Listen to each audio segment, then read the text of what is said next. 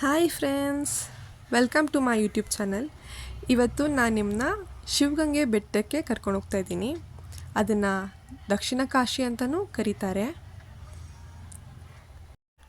ಈ ಶಿವಗಂಗೆ ಬೆಟ್ಟದ ಇತಿಹಾಸವು ಹೊಯ್ಸಳರ ಕಾಲದಿಂದಲೂ ಇದೆ. ಆ ಸಮಯದಲ್ಲಿ ಅದು ಪ್ರಾಚೀನ ಜೈನರ ನಗರವಾಗಿತ್ತು.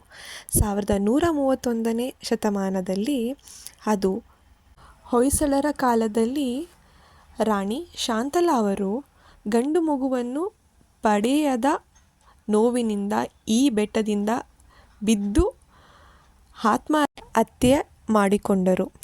ಈ ಸ್ಥಳವನ್ನು ಶಾಂತಲಾ ಡ್ರಾಪ್ ಬೆಟ್ಟ ಎಂದು ಕರೀತಾರೆ. ನಂತರ 16ನೇ ಶತಮಾನದಲ್ಲಿ ಶಿವಪ್ಪ ನಾಯಕನ ಕೋಟೆಯಾಗಿತ್ತು. ಅದಾದ ನಂತರ ಮಾಗಡಿ ಕೆಂಪೇಗೌಡ ಅದನ್ನು ಸುಧಾರಿಸಿದರು. ಈ ದೇವಸ್ಥಾನ ಬೆಂಗಳೂರಿಂದ 56 ಕಿಲೋಮೀಟರ್ ದೂರದಲ್ಲಿದೆ. ನಾನು ಫಸ್ಟ್ ಟೈಮ್ ನಮ್ಮನ ಜೊತೆ ಈ ದೇವಸ್ಥಾನಕ್ಕೆ ಬಂದಿದ್ದೀನಿ. ಏನೋ ಮನಸ್ಸಿಗೆ ತುಂಬ ಶಾಂತಿ, ನೆಮ್ಮದಿ, ಒಂದು ವೈಬ್ಸ್ ಈ ದೇವಸ್ಥಾನದಲ್ಲಿ ಸಿಗ್ತಾಯಿದೆ. ಈ ದೇವಸ್ಥಾನ ಸ್ಪೆಷಾಲಿಟಿ ಏನಂದರೆ, ನಾವು ಫಸ್ಟ್ ಬೆಣ್ಣೆನ ಕಾಯಿಸಿ ತಾನೇ ತುಪ್ಪ ಮಾಡೋಕ್ಕಾಗೋದು. ಆದರೆ ಈ ದೇವಸ್ಥಾನದಲ್ಲಿ ಅದು ಉಲ್ಟಾ. ಈ ಶಿವಲಿಂಗನ ಮೇಲೆ ತುಪ್ಪನ ತೊಗೊಂಡು ಬಂದು ಸವರಿದ್ರೆ ಅದು ಬೆಣ್ಣೆಯಾಗಿ ಕನ್ವರ್ಟ್ ಆಗುತ್ತೆ ಅಂತೆ. ಅದೇ ಈ ದೇವಸ್ಥಾನದ ಪವಾಡ. ನನಗೂ ನಂಬಕ್ಕಾಗಿಲ್ಲ, ಬಟ್ ಆ ಬೆಣ್ಣೆನ ಪ್ರಸಾದದ ರೂಪದಲ್ಲಿ ಕೊಟ್ಟರು. ತುಂಬ ರುಚಿಯಾಗಿತ್ತು. ಆಮೇಲೆ ಆಚೆ ಬರ್ತಾ ಒಂದು ಪ್ಲಾಸ್ಟಿಕ್ ಬಾಕ್ಸ್ ತೊಗೊಂಡ್ಬಿಟ್ಟು ಪ್ರಸಾದನೆಲ್ಲ ಒಳಗಡೆ ಇಟ್ಕೊಂಡು ನಾವು ಹೊರಗಡೆ ಬಂದ್ವಿ. ಆಮೇಲೆ ಆಚೆ ಬರ್ತಿದ್ದಂಗೆ ಇನ್ನೊಂದು ವ್ಯೂ ನೋಡಿದ್ವಿ. ಅಲ್ಲಿ ಇನ್ನೊಂದು ಸ್ಪೆಷಾಲಿಟಿ ಏನಂದರೆ, ಇಲ್ಲಿ ಕಲ್ಲುಗಳ ಮೇಲೆ ಕಲ್ಲಿನ ಗೋಪುರ ಕಟ್ಟೋದು ಇಲ್ಲಿನ ನಂಬಿಕೆ. ಇಲ್ಲೇನಂದರೆ, ನಾವು ಆ ಥರ ಮಾಡಿದ್ರೆ ನಮ್ಮದು ಅಂತ ಒಂದು ಸ್ವಂತ ಮನೆ ಕಟ್ಟೋ ಭಾಗ್ಯ ಸಿಗುತ್ತೆ ಅನ್ನೋದು ಜನಗಳ ನಂಬಿಕೆ. ಅಲ್ಲಿ ಎಷ್ಟೊಂದು ಜನ ಆ ಥರ ಮಾಡಿದರು. ಇದಾದ ನಂತರ ನಾವು ನಮ್ಮ ಟ್ರೆಕ್ಕಿಂಗ್ ಸ್ಟಾರ್ಟ್ ಮಾಡಿದ್ವಿ. ಬೆಟ್ಟ ಹತ್ಕೊಂಡು ಮೇಲೆ ಹೊರಟ್ವಿ.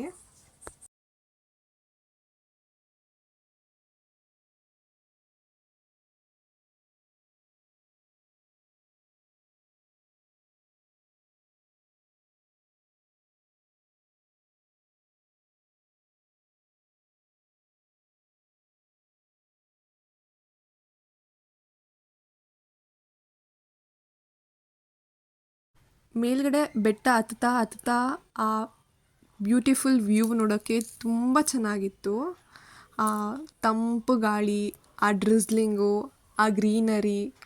ಆಮೇಲೆ ನಮ್ಮ ಅಣ್ಣನಿಗೆ ಹಾಯ್ ಹೇಳ್ತಾ ಮುಂದೆ ಹೊರಟ್ವಿ.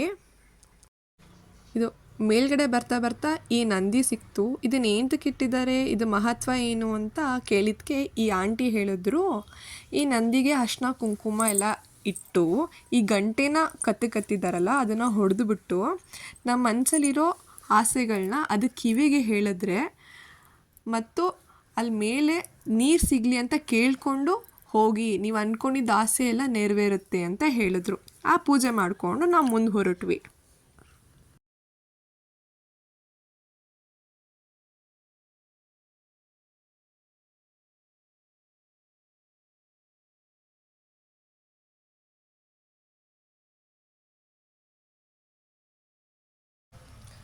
ಅಲ್ಲಿ ಮೇಲ್ಗಡೆ ಬೆಟ್ಟ ಕಾಣಿಸ್ತಿದೆಯಲ್ಲ, ಅಲ್ಲೇ ಇವಾಗ ನಾವು ಹೋಗಬೇಕಾಗಿರೋ ಸ್ಥಳ. ಒಳ್ಕಲ್ ತೀರ್ಥ ಇರೋದಲ್ಲೇ. ನಮ್ಮ ಅಣ್ಣನ ಕೈಗೆ ನಾನು ಪ್ರಸಾದ ಕೊಟ್ಟಿದ್ರೆ ಅವ್ರ ಕೈಯಿಂದ ಈ ಮಂಗಣ್ಣ ಬಂದು ಕಿತ್ಕೊಂಡ್ಬಿಟ್ಟು ಗಬ ಗಬ ಗಬ ಗಬ ತಿನ್ನೋಕ್ಕೆ ಸ್ಟಾರ್ಟ್ ಮಾಡಿಬಿಡ್ತು.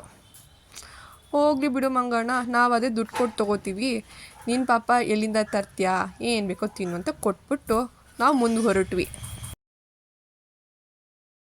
ನಾವುಗಳು ಇವಾಗ ಎಂಟ್ರಿ ಆಗ್ತಾಯಿದ್ದೀವಿ, ಆಲ್ರೆಡಿ ಜನಗಳು ಎಕ್ಸಿಟ್ ಆಗ್ತಾ ಇದ್ರು. ಟೈಮಿಂಗ್ಸ್ ನೋಡಿದ್ರೆ ಇನ್ನು 10 o'clock ಅಷ್ಟೇ. ಇನ್ನು ಅವ್ರು ಎಷ್ಟು ಬೇಗ ಬಂದಿರಬೇಕು ಅಲ್ವಾ. ನಾನು ಬರಿಗಾಲಲ್ಲಿ ಈ ಪುಟ್ಟು ಕಲ್ಲು ಪುಟ್ಟು ಮುಳ್ಳನ್ನ ಚುಚ್ಚಿಸ್ಕೊಂಡು ಹತ್ತಾ ಇದ್ವಿ ಸ್ಲೋ ಆಗಿ. ನಮ್ಮ ಅಣ್ಣ ನೋಡಿದ್ರೆ ಸ್ಪೀಡಾಗಿ ಓಡೋಗ್ಬಿಟ್ಟ ಮುಂದೆ. ಏನೇ ಹೇಳಿ ಫ್ರೆಂಡ್ಸ್, ತಿನ್ನೋ ಒಂದೊಂದು ಅಗಳ ಮೇಲೂ ತಿನ್ನೋರ ಹೆಸರು ಬರ್ದಿರುತ್ತೆ ಅನ್ನೋ ಮಾತು ಸತ್ಯ ಅಲ್ವಾ? ಹಾಗೆ ನಮಗೂ ಆಗಿದ್ದು, ಪ್ರಸಾದ ಒಂದು ತುತ್ತು ಸಿಗಲಿಲ್ಲ. ಇವಾಗ ನಾವು ಒಳ್ಕಲ್ ತೀರ್ಥಕ್ಕೆ ಎಂಟ್ರಿ ಆದ್ವಿ.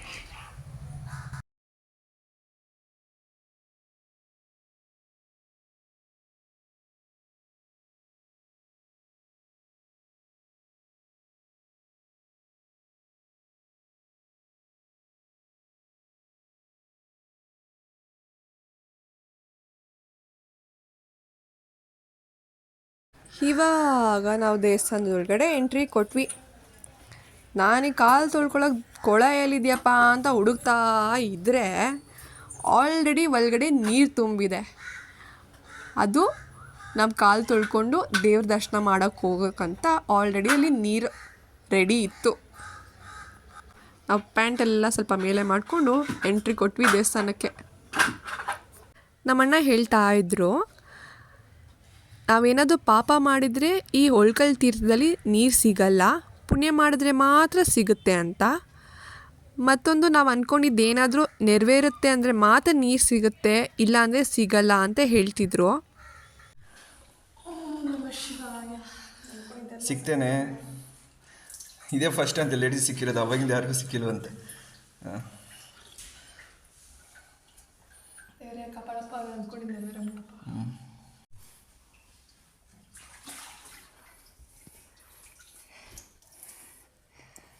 ನೀರು ಸಿಕ್ಬಿಡ್ತು ಒಳಕಲ್ ತೀರ್ಥದಲ್ಲಿ.